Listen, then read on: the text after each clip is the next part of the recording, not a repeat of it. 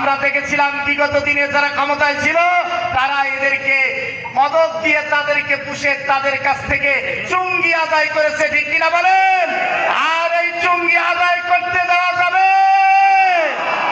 আমরা আজকে এই চুঙ্গি আদায়ের বিরুদ্ধে প্রতিবাদ জানাই, তীব্র নিন্দাবাদ জানাই। আমি আজকে উদাত্ত আহ্বান রাখতে চাই, আগামী দিনে অধ্যক্ষ মাওলানা আব্দুস সাত্তারকে যদি আমরা বিজয় করতে পারি, তাহলে শুধুমাত্র কিছু ভাই বলছেন যে আমরা ভাগিনার জোরে, মামার জোরে, খুঁটির জোরে, ভাস্তার জোরে, আত্মীয়তার সম্পর্কে, বন্ধুর সম্পর্কে মন্ত্রী হব।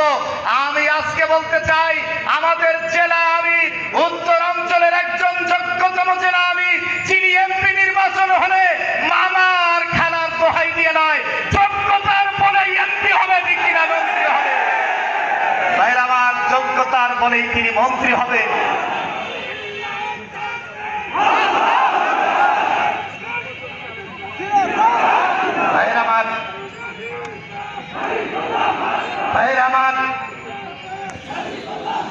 এই জন্য আসুন আমি উদাত্ত আহ্বান রাখতে চাই, আজকে জমা টিমলা